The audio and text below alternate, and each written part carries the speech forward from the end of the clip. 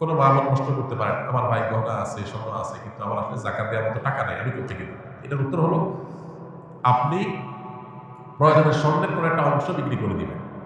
আপনার এই স্বর্ণ, এটাকে যদি রিপেয়ার করা লাগে, ক্লিন করা লাগে, অনেকদিন পর স্বর্ণ অনেক সময় দেখা যায় একটু ওয়াশ করার লাগে, এই যে এটার প্রসেসগুলো করতে হয়। আপনি যদি বলেন, ভাই আমার স্বর্ণ আছে, গহনা আছে, ময়লা হয়ে গেছে, ওয়াশ না করার কারণে এগুলো ব্যবহার করা যাচ্ছে না, পুরান পুরান দেখা যায়, ময়লা দেখা যায়, এদিকে আমার ওয়াশ করার মতো টাকা নাই আমার কাছে, তাহলে কি করবো? এটা যদি আপনি কোনো স্বর্ণকারের কাছে যে প্রশ্ন করেন, ভাই স্বর্ণকার, আমার স্বর্ণ আছে, আমার স্বর্ণ ময়লা হয়ে গেছে, ওয়াশ করা দরকার, আমি বুঝতেছি, কিন্তু আমার কাছে টাকা নেই, এখন আমি কি করতে পারি? স্বর্ণকার কি বলবে আপনাকে? বলবে আপনি এমন করবেন অটোমেটিক ওয়াশ হয়ে যাবে, এরকম। স্বর্ণকার বলবে, ভাই আপনি প্রত্যেকের টাকা জোগাড় করবেন, আপনি জানেন স্বর্ণ যেহেতু আপনার ওয়াশ করতে হবে, সেটা আপনি বুঝছেন, যখন ওয়াশ আপনাকে করতেই হবে, প্রয়োজনে স্বর্ণ কিছু অংশ বিক্রি করে করবেন, আর নাহলে অন্যভাবে টাকা জোগাড় করবেন। জাকাতটা হলো ওয়াশ করা যতটা প্রয়োজন, জাকাতটা ওয়াশের কাজ করে। জাকাত শব্দ অর্থ পবিত্র করা, সম্পদটাকে পরিচ্ছন্ন করে। পানি যেরকম ওয়াশ করে পরিষ্কার করে, জাকাত এরকম সম্পদকে পরিচ্ছন্ন করে। তো এই পরিচ্ছন্ন করার প্রয়োজনে আপনি কি স্বর্ণ একটু বিক্রি করে করবেন, নাকি স্বামীর কাছ থেকে বিভিন্নভাবে আদায় করে নেবেন জাকাতের টাকাটা, নাকি আপনি কোনোভাবে অনলাইন অফলাইন বিজনেস করে উপার্জন করে নেবেন, নাকি মহরের টাকা আদায় করে সেটা দিয়ে করবেন, আপনার বা। কিন্তু অপশন বহু আছে। হ্যাঁ, যদি আপনার কাছে কোনো অপশন না থাকতো, তাহলে শরীয়ত আপনাকে বাধ্য করতো না। কারণ আল্লাহ বলেছেন, লা ইউকাল্লিফুল্লাহু নাফসান ইল্লা উসআহা। আল্লাহ সাধ্যের বাইরে কিছু চাপিয়ে দেন। এখন অল্প একটু বিক্রি করে তো আপনি করতে পারেন, ওই তো আছে, নাই সেটা বললে তো ভুল হবে।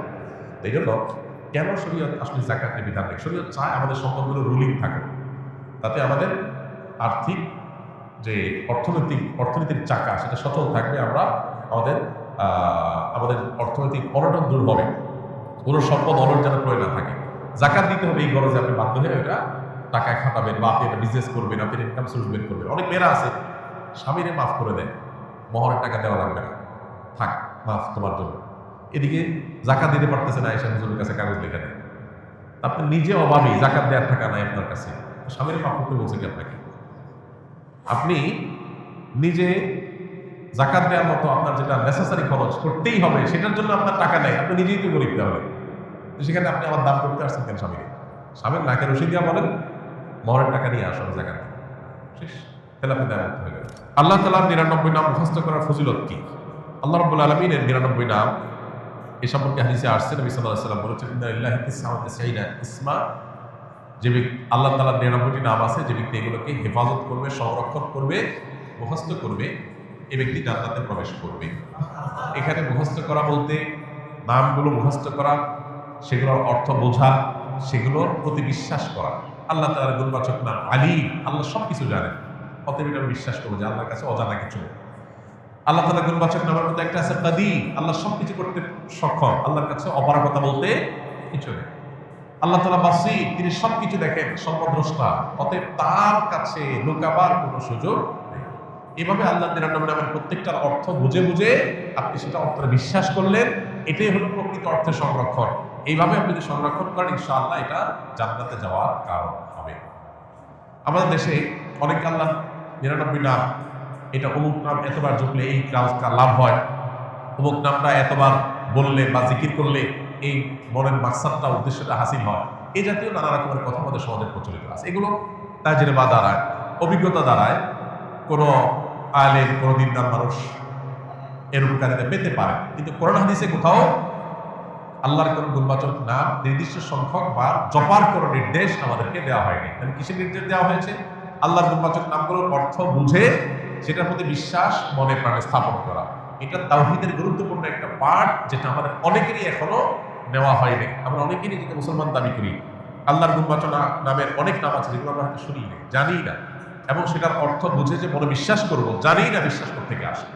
এই জন্য আল্লাহর গুণবাচক নামগুলো আমাদের জানা দরকার, বোঝা দরকার, বিশ্বাস করা দরকার। কোনো সন্তান যদি বাবা মার কাছাকাছি বসে কোরআনে কারীমের তেলাওয়াত করেন এবং তার মনের উদ্দেশ্য আল্লাহর সন্তুষ্টি, তবে কাছাকাছি বসেছে এই কারণে যাতে তার বাবা মাও দেখে খুশি হন এবং আল্লাহর শুকরিয়া আদায় করে, তাহলে এই কারণে কি আল্লাহর সাথে শরীক হবে? কোনো সন্তান বা কোনো মানুষ যদি কোরআনে কারীমের তেলাওয়াত বা কোনো নেক আমল করেন সেটা আল্লাহকে দেখানোর জন্যই করবেন, কোনো মানুষকে দেখানোর জন্য নয়।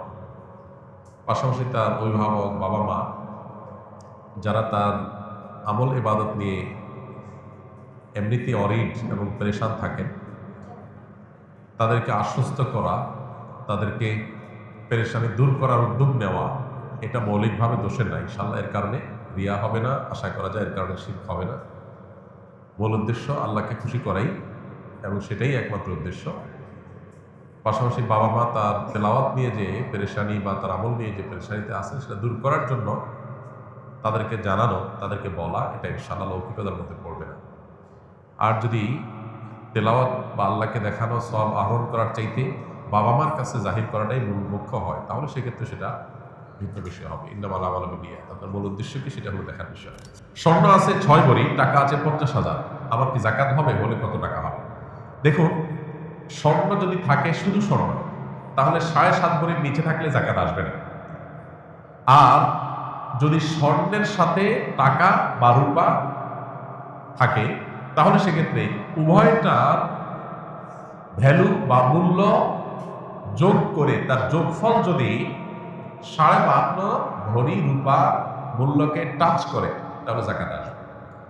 ব্যাপারটা হলো এরকম, শুধু স্বর্ণ থাকলে তখন 7.5 ভরির নিচে সেটা জাকাতেবল হবে না, কিন্তু স্বর্ণের সাথে যখন টাকা যুক্ত হবে তখন ওটার ভ্যালুটা অ্যাড হবে। ধরা যাক আপনার কাছে স্বর্ণ আছে 6 ভরি, তাহলে 6 ভরি স্বর্ণের এখন বাজার দর আনুমানিক কত টাকা হতে পারে? 6 ভরির দাম কেমন? 9 লাখ। এত টাকা? 1.5 লাখ টাকা ভরি? আচ্ছা, 1.5 লাখ করে যদি ভরি হয় তাহলে 9 লাখ, যেটাই হয়। 1 লাখ করে হলে 6 লাখ, 1.5 লাখ হলে 9 লাখ। এই টাকার সাথে আরো 50,000 যুক্ত হয়েছে, তাহলে এই টাকা দিয়ে 52.5 তোলা রূপা কেনা যাবে না? যাবে না। কারণ 52.5 তোলার দাম হলো, রূপার দাম হলো 80 থেকে 85,000 টাকা প্লাস মাইনাস। 52.5 তোলা রূপার দাম হলো 80 থেকে 85,000 টাকা প্লাস মাইনাস এখনকার বাজার দর। তাহলে 9 লাখ তো এখানেই আছে, সাথে আরো 50, তাহলে হয়ে আরো ওভার আছে, তাহলে পুরাটার জাকাত দিতে হবে। এখন যদি বলেন না আমি শুধু 6 ভরি আছে, অর্থাৎ 7.5 ভরি নাই,